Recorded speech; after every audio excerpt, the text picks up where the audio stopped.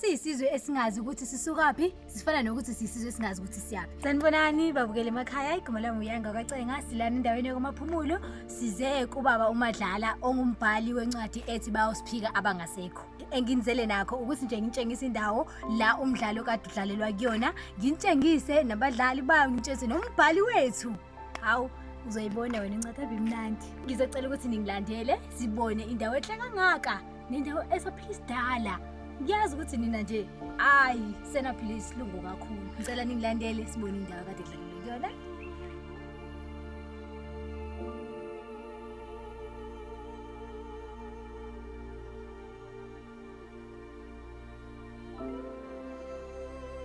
Sanibonani babukele emakhaya, usephinde wabuya futhi umalandela ngokulandela izinkomo zamanye amadoda.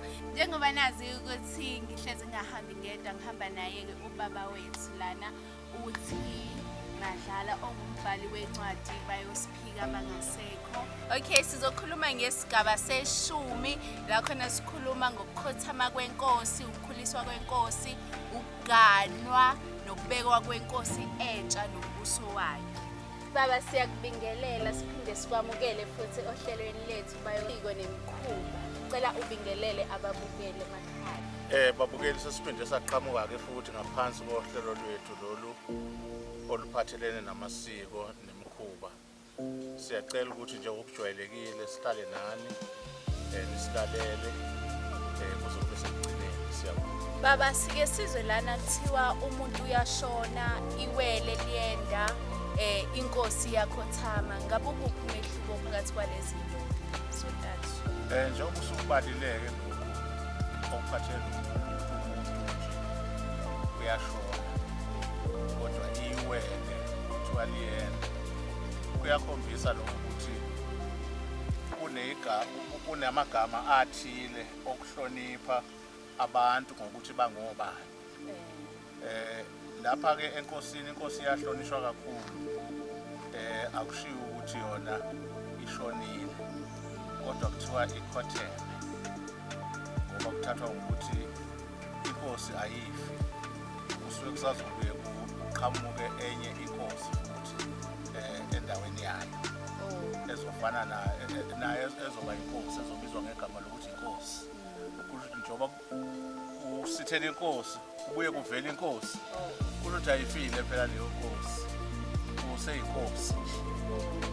Bese bethi-ke ikhotheme, ngoba ke noma isifile akushiyo ukuthi iyagcwatshwa, ukuthi uyatshalwa, ngoba bathatha ukuthi isazobe kuqhamuke enye futhi inkosi. Ayike babukeli, ngathi sisazofunda lukhulu ke kule ncwadi, ngathi ubaba eseqalile nje echaza. Hlalani kanjalo ke ninganyakazi lapho nifunda. Ngiye ngihlale kodwa ngiyibuze ukuthi mangase kwenzeke inkosi bese yavele yakhothama nje, kule nkumbulo engaka amadoda nayo iyiphi kahle kahle eyothatha isihlalo somkhosi? Ngeke nizoqhubeka omunye umbako futhi la ikhodi kumbula maningi namadoda hayi. Uma isikhothemeke inkosi yatshalwa, ubani ohlala esihlalweni senkosi? Lapha ngasohlangothini lwamakhosi ngokujwayelekile akuyi ngokuthi lo oyindodana yokuqala uyena noma kanjani okufanele ukuthi ebe inkosi. Kodwa inkosi iyaqokwa, iqokwa uyise ukuthi hayi engifuna ukuthi ehlale esihlalweni sami uma sengisithele ilo. Hayi ukuthi kube indlalifa ehlalayo, angathatha nendodana yokugcina ibe inkosi. Inkosi iyayiqokela ukuthi ifuna ukulandela ubani ofanele ehlale esihlalweni sayo. Kholosi ke sizwe lana indodana le esuke izoba inkosi ayikhuleli ekhaya kubo, iyathukuswa mhlambe endaweni thizeni. Lokho suke kwenzelani? Empeleni emzini wenkosi noma esigodlweni senkosi umndeni uba mkhulu, ngoba akujwayelekile ukuthi inkosi inganwe unkosikazi oyedwa. njengoba amakhosikazi emaningi njena nezingane zibaningi lapho ke umndeni osuke umkhulu khona kuba khona ke nokuba nomona kwabanye ngoba ilona lo mama ufisela ingane yakho kuhle ukuthi sengathi kungaba eyami ingane engahlala esihlalweni emva ukuba sekusithele uyise. Akho kusuke kubalekelwa izimo ezinjengalezo zokuthi umona osuka ngaphakathi ekhaya ungakapakeli kule ngane kalula. Ithukuswa ke mase ineminyaka emingaki? Kufanele nje noma mhlambe isisebhungwini nje ingene ebhungwini bese bethi kuyiqhelisa ke emphakathini wakubo nasemndenini wakubo. Yebo, kuba njalo. Ngoba nakhona lapha ehlotsheni lapho esuke ihlaliswe khona noma ithukuswe khona ithathwa nje njengabo bonke abafana ngoba akufanele kuqhakambiswe ukuthi yona ngelinye ilanga izoba inkosi. Nayo iyaqhathwa njengabo bonke abafana iluse imbiso iqanda lenjelwane hawu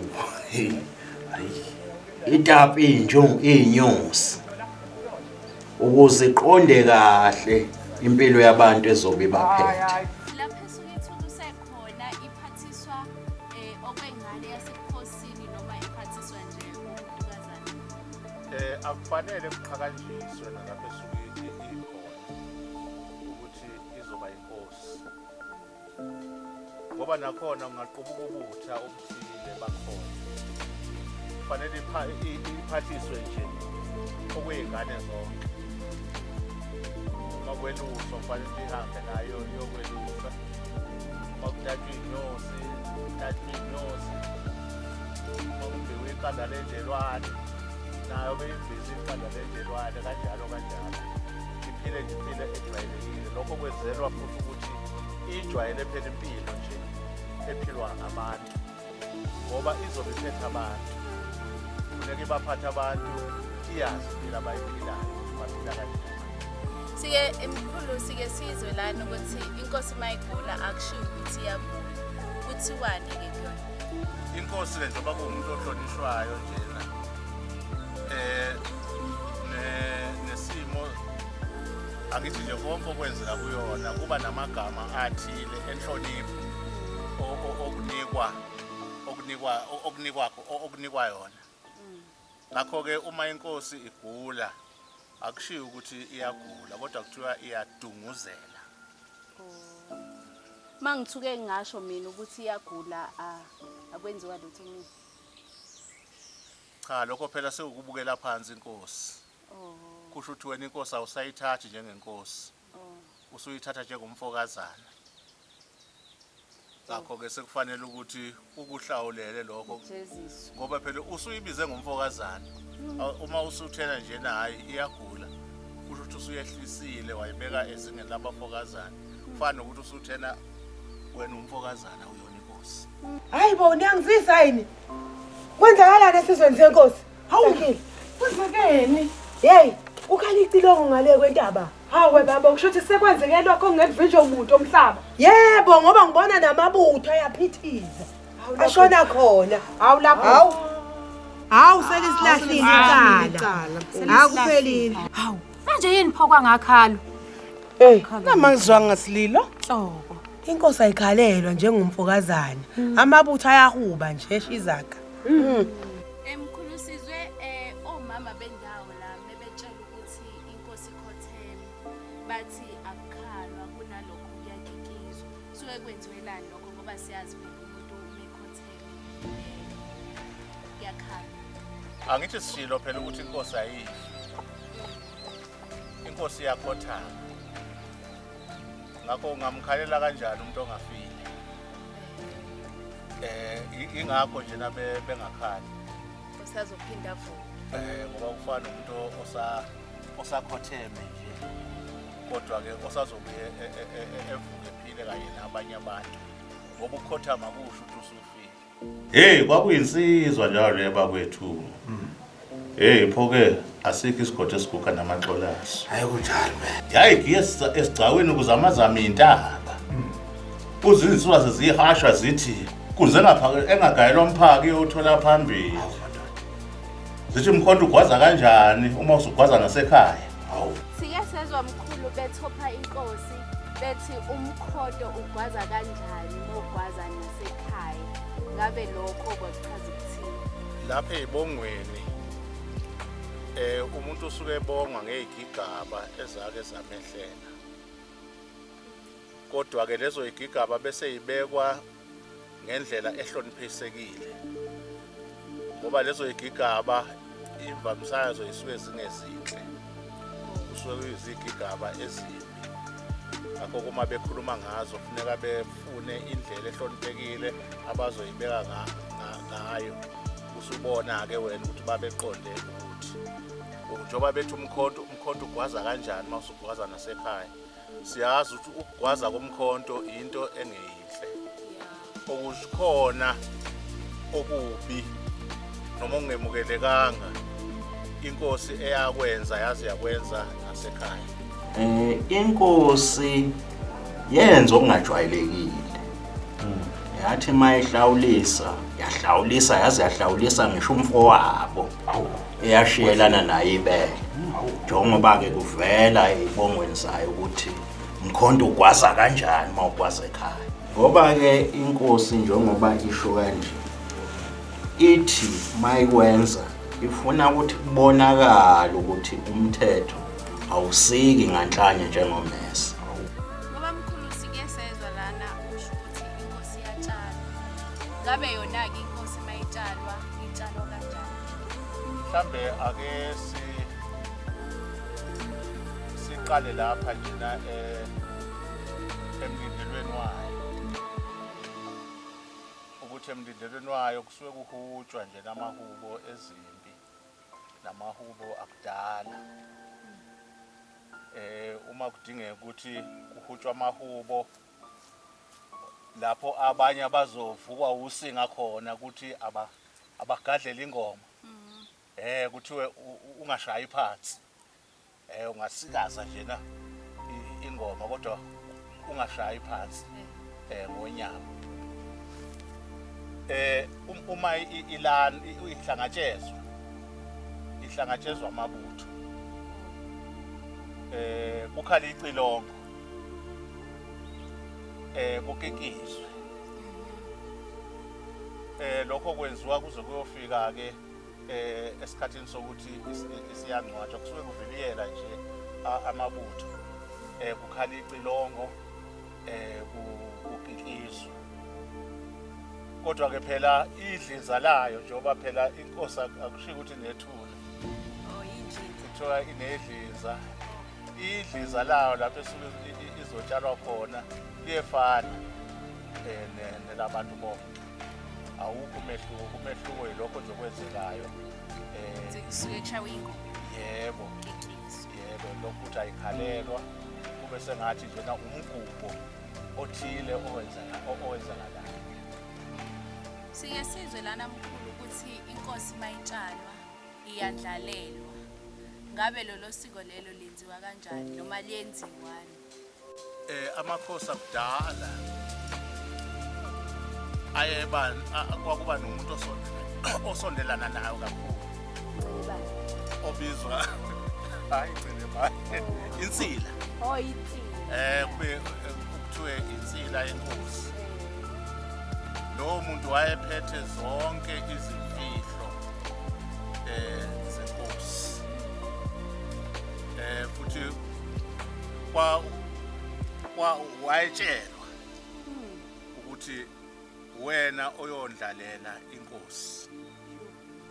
Lokho kwenzela ukuthi engalingeki nakancane ehlangane nezitha engase ibulala inkosi ngoba uyazi ukuthi naye uyofa kanye nayo.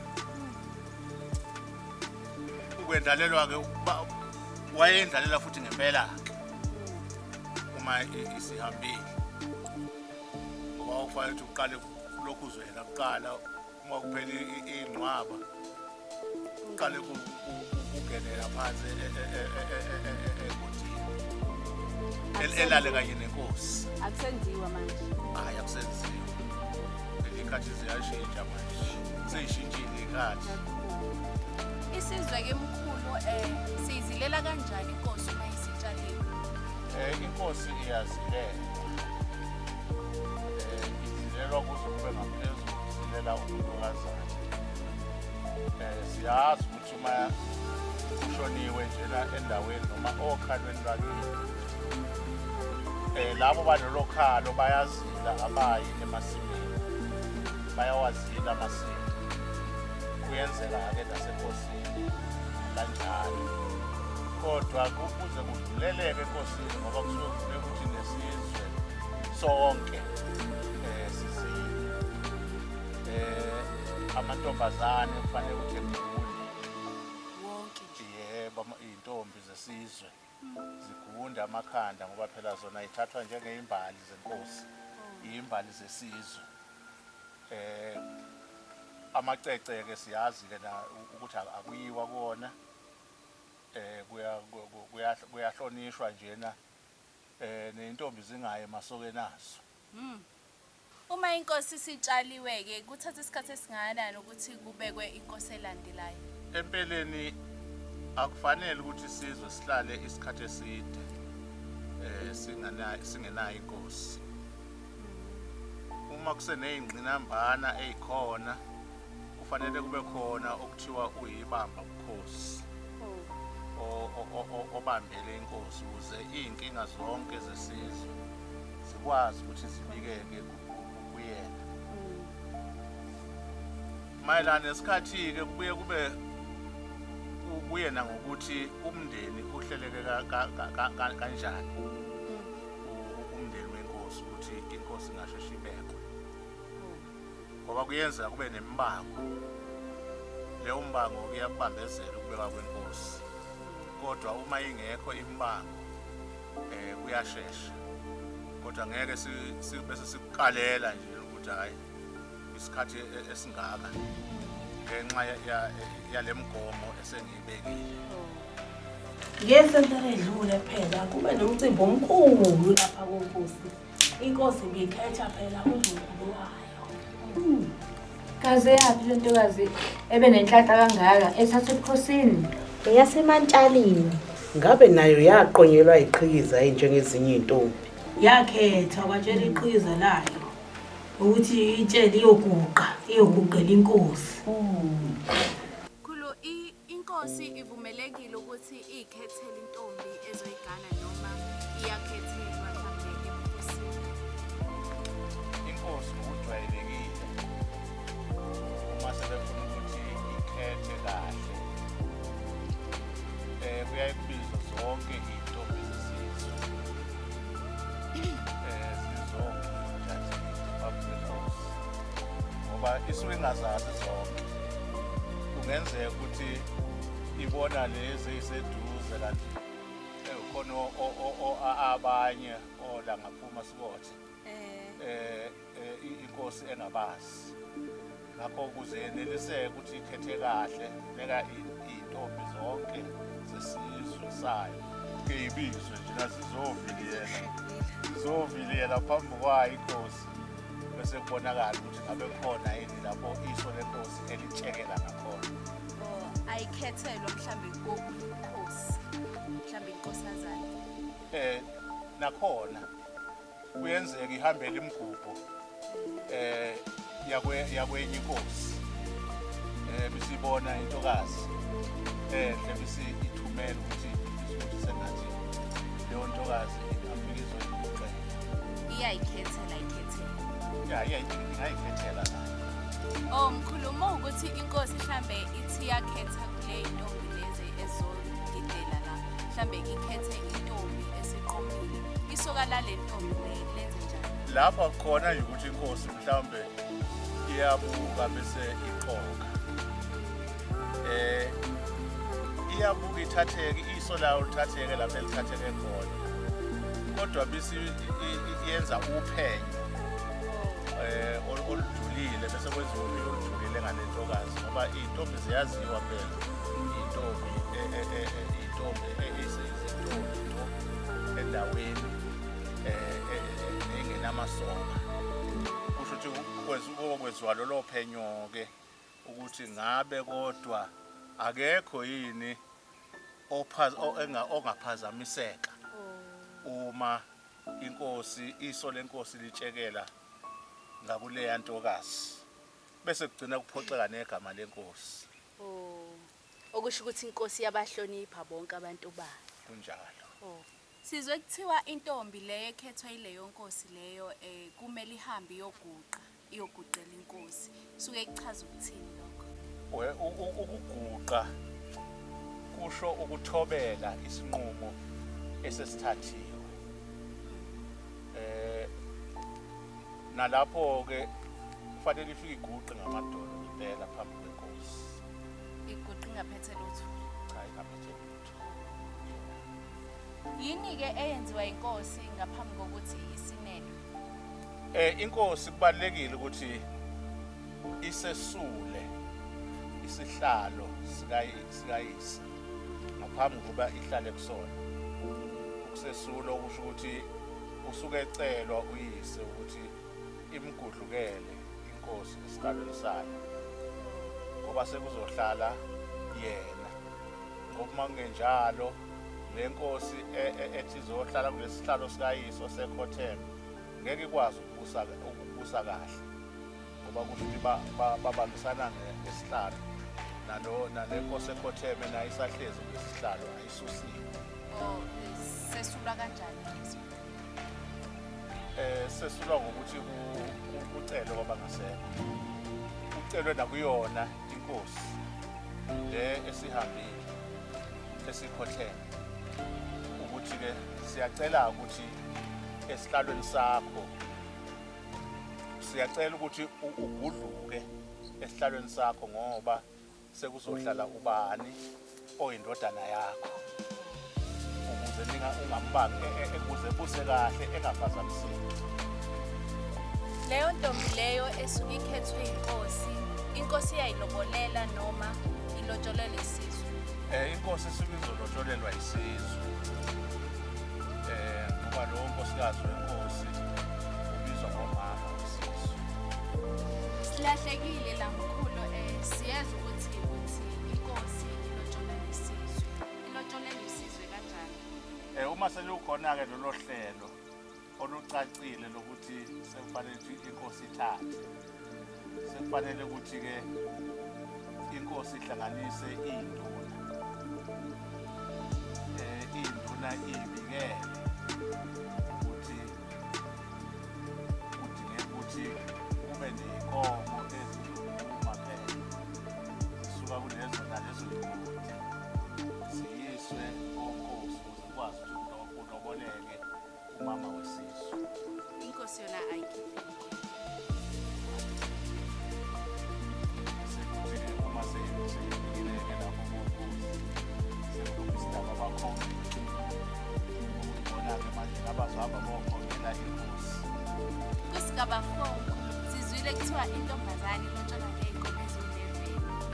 Ngabe nalana le ntombazane le elotsholwa inkosi naye ilotsholwa ngey'nkomo eziwu-11 noma inkosi ithatha zonke ley'nkomo lezi esuke zilethwe ihambise zonke noma kulotsholwa intombazane yakankosi nayo ilotsholwa ngey'nkomo eziwu-11? Empeleni ngokwesintu lalingekina kodwa kuthena uma sekufika-ke abamhlophe ngoba bebona ukuthi abantu benza noma kanjani base bebeka-ke inani ley'nkomo ngokwehlukana kwezigaba zabantu. Umfokazana njena bamkalela iy'nkomo eziyi-11 bese kuthi induna kube izinkomo eziyi-16, inkosi kube izinkomo ezingama-20. ngiya kunombuzo wakho ukuthi nayo inkosi kufanele yini ikhiphe zonke inkomo lezo. Fanele sikhumbule ukuthi inkosi ake sithi inkosi iyolobola komfakazana. Ngakho-ke kufanele ukuthi ikhiphe inkomo eyisezingeni lomfakazana. Sekungaba iyona-ke ethandayo nje ukuthi mhlawumbe ithi thasa ngoba ikhombisa ubukhosi bayo. Kodwa-ke kumile nje ukuthi uma kuyolotsholwa kwamfokazana kufanele iy'nkomo zibe 11. Umehluko ukuthi uma kusuka umfokazana eyolobola konkosi, hhayi lapho kumfokazana uzofika eqhume khona-ke ngoba kudingeka lezi y'nkomo eziyinani elifanele ukuthi kulotsholelwe ngalo inkosi. Yingakho ngokujwayelekile uthola ukuthi amakhosi ayaganiselana ewodwa ngoba abafokazana abanawo lawo amandla okufinyelela kuleli nani ley'nkomo elidingeka ebukhosini. Futhi ukuganiselana kwamakhosi ewodwa kusuke kwakha ubuhlobo ukuthi noma ngabe kuthiwa akhelene kodwa kungababikho ukuhlaselana ngoba kuthi asakhe ubuhlobo phakathi kwawo. Silvala kanjalo-ke uhlelo lethu lamasiko nemikhuba. UMadlamini-ke usayogoba amadlangala. Sizophinde sibuyeke nesigaba se-11 la khona sobe sikhuluma ngokwabiwa kwezitho zenkomo. Sitholakala laphana encwadini ethi bayosiphika abangasekho.